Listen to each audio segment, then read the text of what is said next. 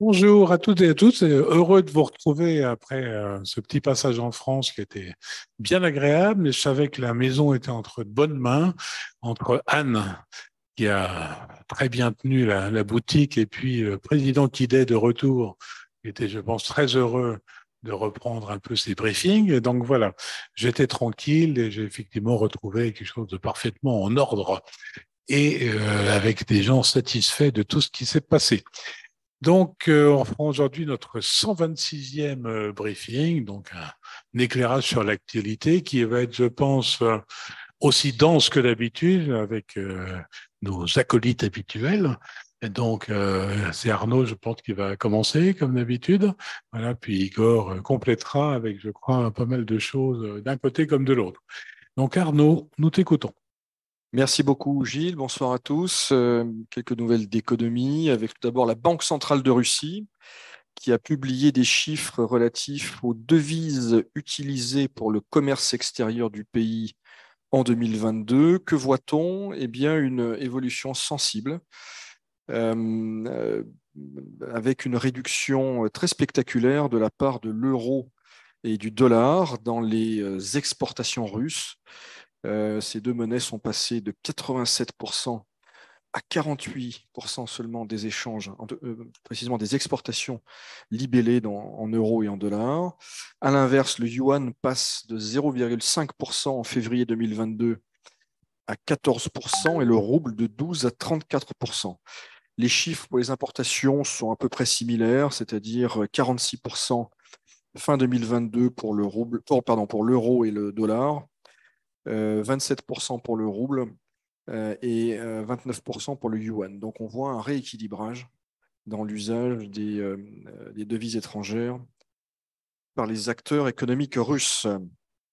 Rosstat, l'agence de statistiques, a publié ces chiffres sur la pauvreté dans le pays.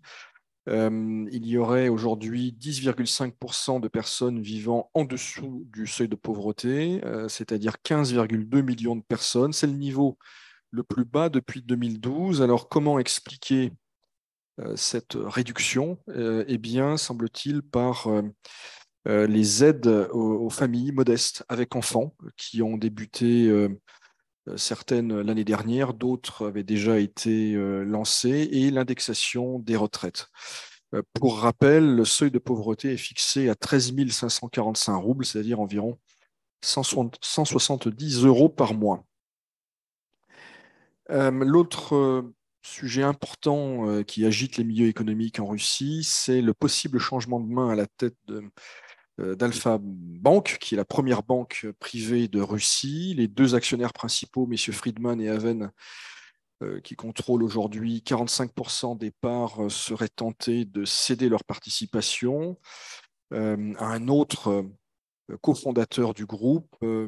La transaction pourrait se faire pour un montant assez modeste, 2,3 milliards de dollars. Alors, ce qu'il faut préciser, c'est que cette transaction n'est pas encore validée. Il pourrait y avoir un refus des autorités russes. Euh, L'autre interrogation porte sur les motivations d'Aven et Friedman. Certains disent à Moscou qu'ils chercheraient à sortir des listes de sanctions occidentales par le biais de leur sortie de Russie. Ce qu'il faut savoir par ailleurs, c'est que ces deux oligarques comptent parmi les moins loyaux envers le Kremlin. En tout cas, c'est comme ça qu'ils sont perçus à Moscou. Et on peut penser que le Kremlin ne leur fera pas de cadeau, entre guillemets. Enfin, dernière nouvelle économique, l'inflation qui continue de ralentir et qui s'établit aujourd'hui à 11% en rythme annuel. Je rappelle qu'elle était montée à 17% en mai dernier. J'en viens maintenant au sujet politique, avec la désormais traditionnelle, si j'ose dire, liste des agents étrangers publiée le vendredi soir par le ministère de la Justice. Dans cette nouvelle édition, on retrouve notamment l'économiste Sergei Gouriev, qui avait dirigé une université économique à Moscou jusqu'à son départ en 2013. Il a été économiste en chef à la Bird, et depuis quelques mois, me semble-t-il, voire quelques années même, hein, il occupe un poste important à Sciences Po Paris. Autre sujet dont on parle beaucoup à Moscou, ce sont les règlements de compte au sein de l'opposition dite hors système, avec M. Volkov, un proche de Navalny, qui a annoncé sa mise en retrait des activités au sein des structures liées à l'opposant. Pourquoi? Parce qu'il avait nié, il y a quelques jours, avoir signé une lettre demandant aux autorités européennes de retirer, on y revient, messieurs Haven et Friedman des listes de sanctions. Or, il avait bien signé cette lettre, ce qu'a prouvé M. Venediktov, le rédacteur en chef d'Écho de Moscou, qui n'aimait plus, vous le savez, en Russie depuis quelque temps. Et donc, cet épisode, évidemment, illustre une nouvelle fois les profondes divisions au sein de l'opposition hors système russe, également les conflits de génération, les conflits d'intérêts. Aussi, il faut bien le dire, la légèreté, pour ne pas dire plus, de certains proches de Navalny. Navalny, dont on a parlé par ailleurs dans un autre registre hier, puisque un documentaire lui étant consacré, a reçu un Oscar hier, et son épouse, ainsi d'ailleurs que ses 2 enfants, étaient présents hier soir à Hollywood pour la cérémonie. Enfin, Vladimir Poutine, qui a reçu le président tchétchène, ou plutôt le chef de la Tchétchénie, puisque Kadyrov s'est lui-même interdit le titre de président, conformément à la constitution russe. Il a reçu Kadyrov. Ce qui est intéressant, c'est moins le propos, sans doute, que le fait que Poutine avait reçu quelques jours plus tôt le fils Kadyrov, âgé de 17 ans seulement, ce qui entretient certaines rumeurs à Moscou sur une possible transition à Grozny. Tout ça semble assez prématuré, mais c'est intéressant de voir comment naissent les rumeurs et par quoi elles sont alimentées actuellement à Moscou. Enfin, dans l'Oural, à Perm, les autorités régionales ont commencé une enquête à la suite d'une lettre envoyée par des mobilisés de cette région et de la région voisine de Sverdlovsk à Vladimir Poutine, lettre dans laquelle ces mobilisés se plaignaient de leurs conditions de service, de leur mauvais équipement et du fait qu'ils avaient été affectés à des unités d'assaut alors qu'ils avaient été formés pour de la défense territoriale. Là aussi, c'est un épisode intéressant, et le fait que les autorités régionales s'en saisissent peut marquer un signal politique, en tout cas en direction de la population de la région concernée. Voilà ce que je pouvais dire aujourd'hui, cher Gilles. Merci beaucoup. Alors, j'aurais 2 questions par rapport à ce que tu viens de dire, avant qu'on passe la parole à Igor. La réception du fils Kadyrov, c'est fait dans quel cadre? Et On ne ça sait pas très semble un bien. petit peu étrange, il y a 17 ans. C'est pas très bien. D'abord, ce n'était pas à l'agenda officiel de Vladimir Poutine, donc ce n'est pas une rencontre qui a été rendue publique, mais de nombreuses sources confirment qu'elle a eu lieu. Donc voilà, et on sait que le chef de l'État, comme ou président d'une grande puissance, est très occupé, donc ça intrigue. D'accord. Il y a une deuxième point par rapport à ton premier point d'intervention, justement, le seuil de pauvreté, j'imagine, est calculé par les autorités elles-mêmes, c'est ça? C'est pas quelque chose d'international ou autre. Et je m'aperçois qu'à 13 000 et quelques groupes, c'est en fait la retraite moyenne. Alors, c'est calculé par Rostat en fonction, ils ont ce qu'ils appellent un panier alimentaire, un panier de services incompressibles. Bon, il est évident que les 13 545 roubles ne permettent pas véritablement de vivre, ni même de survivre. On en revient à une précédente intervention dans laquelle on relevait que le gouvernement allait augmenter le salaire minimum, justement, le porter à 20 000 roubles. Donc voilà, personne, je pense, ne peut vivre ni survivre sans solidarité familiale ou aide supplémentaire avec 13 545 roubles. disons que c'est plus une unité de comparaison qu'autre chose. Mais bon, elle a le mérite d'exister et d'exister dans le temps, donc de permettre un certain suivi. Enfin, j'imagine que c'est particulièrement dur dans les grandes villes comme Moscou, Saint-Pétersbourg, parce qu'à la campagne, on a toujours la ressource du petit potager et des choses comme ça. Oui, à Moscou, par ailleurs, on le sait, par exemple, les retraités bénéficient d'un complément de retraite versé par la mairie, par exemple, qui souvent est plus important que celui payé par la caisse de retraite fédérale. Très bien. Igor, c'est à toi. Donc, avec beaucoup de choses diplomatiques, j'imagine, pas militaires, mais on va dire géostratégiques. Oui. Voilà, nous écoutons. Merci Gilles. Effectivement, bonjour à tous. Je vais commencer par un point sur la Chine avec la visite du président chinois à Moscou qui semble se préciser puisque selon des rumeurs concordantes, elle pourrait avoir lieu la semaine prochaine. Cela dit, au Kremlin, on ne confirme aucune date précise, mais on n'affirme pas non plus l'information selon laquelle Xi Jinping serait attendu à Moscou donc dans les prochains jours. Par ailleurs, il se dit que après sa probable visite à Moscou la semaine prochaine, le président chinois pourrait avoir un entretien avec Volodymyr Zelensky, mais ce serait un entretien qui serait réalisé en ligne. Et ce serait probablement, d'après Wall Street Journal, le premier contact téléphonique ou en ligne entre les deux présidents depuis le 24 février 2022. Alors, si on se repasse la séquence du côté des Chinois ces dernières semaines, en fait, il s'est passé beaucoup de choses, puisque je rappelle qu'il y a quelques jours, la Chine a publié un document sur lequel on s'est attardé ici assez longuement, hein, qui a été présenté comme le plan de paix chinois pour le conflit ukrainien, mais qui en réalité est plutôt une publication sur la position officielle de la Chine quant à ce que serait ou devrait être, selon Pékin, le règlement pacifique du conflit en Ukraine. On a eu le 10 mars, donc il y a quelques jours, la réélection de Xi Jinping au poste de président chinois.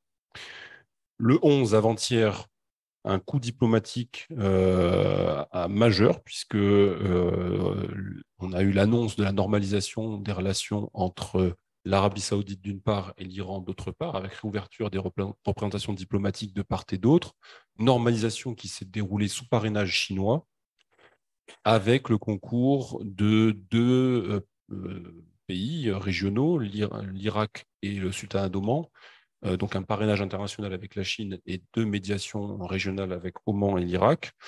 Et les Chinois qui, pour l'instant, entre guillemets, n'exploitent pas plus que ça ce coup diplomatique. Il y a bien eu signature avec photos, présence de caméras, etc. Mais on n'a pas le sentiment que, en tout cas jusqu'à ce jour, ils exploitent ça médiatiquement outre mesure. Alors, c'est à relever parce que jusqu'à présent, au Moyen-Orient, la Chine se tenait à un rôle, entre guillemets, purement économique, c'est-à-dire ils investissaient à la sphère économique et financière, mais au niveau diplomatique, sécuritaire, militaire, ils étaient extrêmement sous le radar, discrets, voire absents, suivant le contexte local. Et là, évidemment, la Chine investit un nouveau domaine qui est donc la grande diplomatie au Moyen-Orient, puisque arriver à faire normaliser les relations entre les voisins saoudiens et iraniens, c'était quand même pas rien. Toujours dans cette séquence, on a eu, là aussi avant-hier, je crois, la nomination d'un nouveau ministre de la Défense chinois qui est sur liste de sanctions américaines depuis 2018. Et donc, quand il était un responsable militaire en 2018, l'administration de Trump le met sous sanctions militaires. Il est donc retiré des organigrammes du ministère de la Défense chinois pour se conformer d'une certaine manière à ces sanctions. Et il a été nommé donc au poste de ministre de la Défense chinois ce week-end, alors qu'il est toujours sur liste de sanctions américaines. Alors ça, c'est à relier à quel contexte? Je pense que c'est à relier au contexte de ce qui se passe actuellement en Californie, à San Diego, à savoir la réunion tripartite États-Unis, Grande-Bretagne, Australie sur l'AUKUS. Les responsables donc, de ces trois pays se réunissent. A priori, on va officiellement annoncer que l'Australie achète des sous-marins américains, puis ensuite des sous-marins britanniques. Bon, ça, on s'éloigne un peu de notre thème, mais cela dit, je pense que cette nomination est à relier à ce contexte-là. Et donc, maintenant, l'annonce probable de la visite de Xi Jinping à Moscou. Alors, à quoi s'attendre au cours de cette visite probable? probablement des contrats énergétiques. Ça fait longtemps qu'on les attend. Peut-être qu'on verra la signature de contrats gaziers. L'annonce de projets logistiques, c'est aussi une possibilité. Et pourquoi pas des nouveaux investissements chinois en Russie qui pourraient être d'ailleurs aller de pair avec ces projets logistiques. Deuxième rubrique, l'aide, en tout cas l'aide, j'allais dire américaine à l'Ukraine, en tout cas les demandes faites par le président Joe Biden au Congrès en matière de budget pour l'année fiscale 2024, puisque le président américain demande de provisionner 6 milliards de dollars pour l'Ukraine, dont 1 milliard en aide directe et environ 800 millions en assistance pour la cybersécurité, la lutte contre la désinformation et les besoins émergents. Je rappelle que l'administration Biden a déjà engagé près de 32 milliards de dollars en assistance sécuritaire et autres depuis le 24 février 2022. Troisième point de ce briefing sur la diplomatie, le deal céréalier, et surtout le sort du deal céréalier.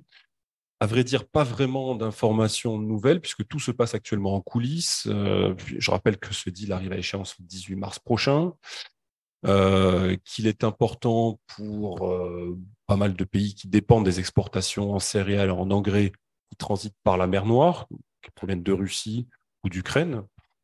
Que la Turquie est un peu le maître d'œuvre technique de cet accord et que cet accord a été conclu donc sous obédience onusienne. Alors, pour rappel, il y a deux parties dans cet accord, les garanties de sécurité russes données à 3 ports ukrainiens à travers lesquels transitent les exportations ukrainiennes de céréales vers les marchés étrangers. Je rappelle que l'Ukraine, en 2022, a retiré 7 milliards de dollars de ses exportations de céréales à travers la mer Noire.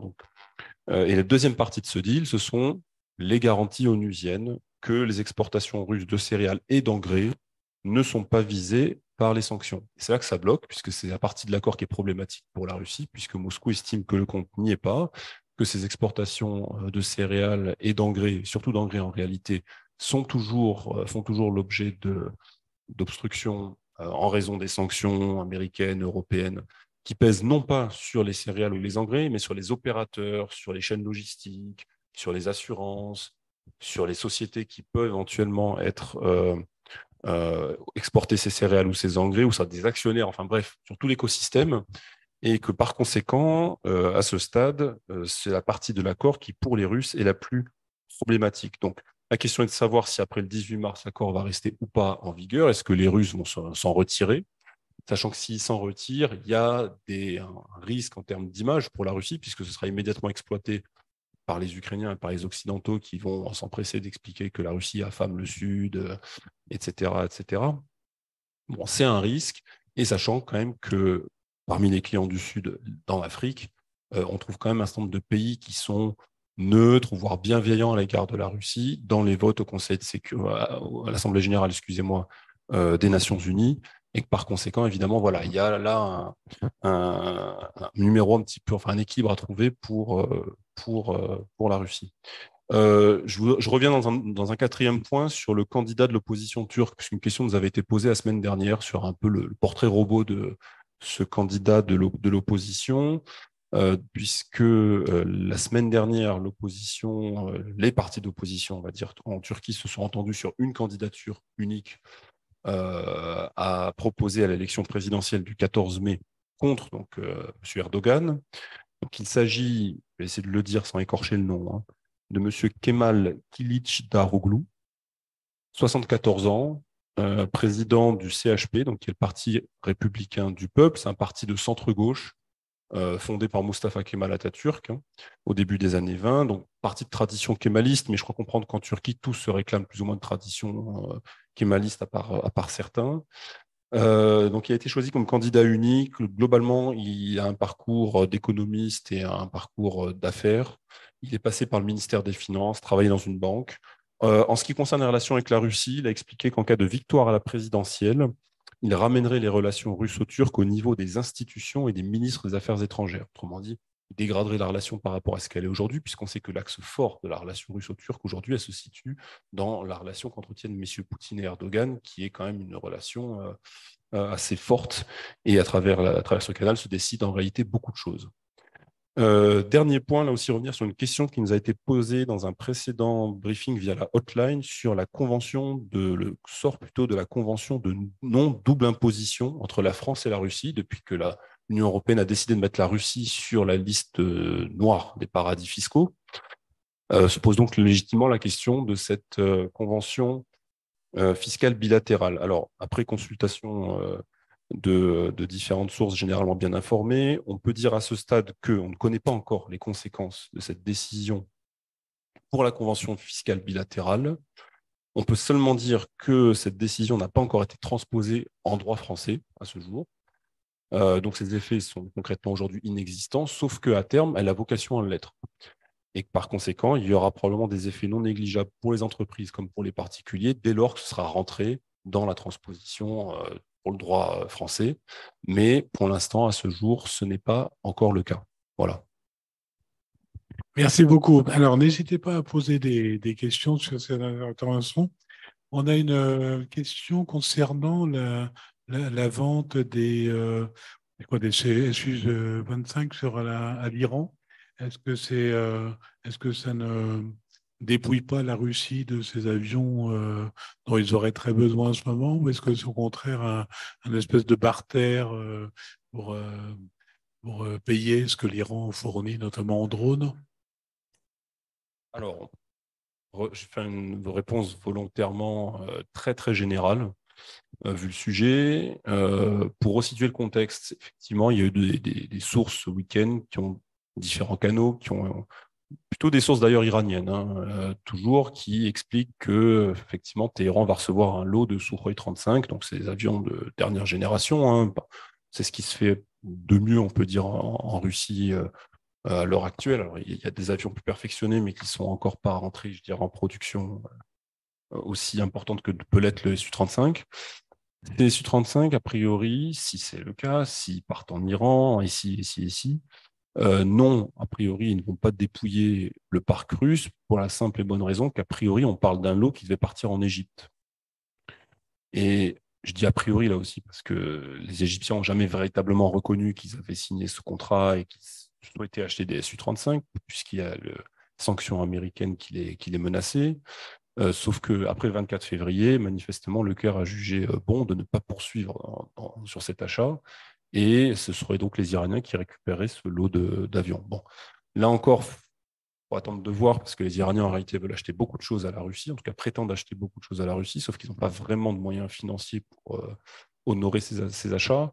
Mais comme tu l'as rappelé, il y a un contexte que l'on connaît tous qui fait qu'il pourrait y avoir un retour un renvoi d'ascenseur, notamment sous la forme de ces ventes d'avions. Alors, plusieurs questions. Alors, il nous remercie pour nos briefings et vos analyses toujours intéressantes. Merci, messieurs. Deux questions. Alors, la première, un de mes clients russes qui achète des dispositifs médicaux, donc pas sous sanction, effectue des paiements via la Raiffeisen Bank. La banque intermédiaire d'habitude est la Raiffeisen International. Pour le dernier paiement, Raiffeisen a refusé que la banque intermédiaire soit Raiffeisen International. Avez-vous ce type de retour? Donc, je ne sais pas très bien. Non, par quelle banque ils utilisent, quoi, je ne sais pas très bien. Non, rien ne m'est revenu, mais il faut qu'on... On va creuser ça, vous répondre la semaine prochaine. Pour l'instant, on n'a pas de retour de ce genre-là. Alors, une deuxième question. Qu'en est-il de la diaspora ukrainienne en Russie? Entre parenthèses, la Russie, de tête, est le pays qui accueille le plus grand nombre d'Ukrainiens. Alors, j'imagine la question, c'est pour dire quel est le nombre, et puis deux, quelle est la position, enfin, quel est le statut peut-être aussi de cette diaspora. C'est difficile en fait, on ne sait pas vraiment les chiffres. Alors ce qui est sûr, c'est qu'avant 2014, si on revient assez loin, il y avait déjà de nombreux Ukrainiens d'Ukraine, parce que là aussi, il y a des citoyens russes, détenteurs d'un passeport russe, mais de nationalité ukrainienne. Puisque vous savez qu'en Russie, la citoyenneté et les nationalités sont deux concepts différents. Ça, c'est la première chose. Si l'on parle des Ukrainiens d'Ukraine, il y avait des Ukrainiens qui venaient travailler, notamment sur les chantiers, et plusieurs centaines de milliers à l'époque. Et puis, depuis 2014, il y a évidemment une nouvelle problématique, la problématique des réfugiés. Réfugiés du Donbass, pour l'essentiel. On sait qu'après 2014, environ 1 million de personnes issues du Donbass sont venus en Russie. La plupart ont reçu la nationalité russe dans l'intervalle. Alors, que se passe-t-il depuis le 24 février dernier, enfin 2022? On voit plusieurs millions de personnes déplacées, réfugiées, et la Russie, effectivement, est le pays qui en abrite le plus. Avec encore pour l'essentiel des personnes issues de l'Est et du Sud de l'Ukraine, avec des statuts très différents, des statuts et des situations personnelles très, très différentes. L'objectif, me semble-t-il, pour les autorités russes, c'est d'en faire des citoyens à part entière de la Russie. En tout cas, il me semble que c'est la tendance forte.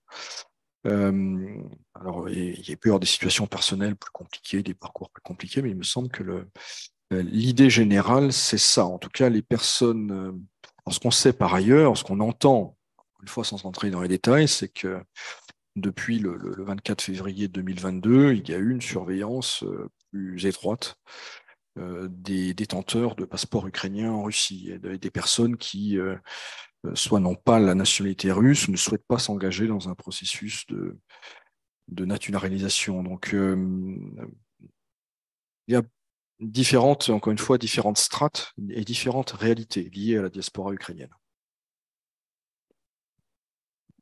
Alors, il y a une troisième question de cet auditeur, mais je lui demanderai de la reformuler parce qu'il me pense d'une déclaration de M. Borrell, mais elle est incomplète. Donc, merci de me la repasser.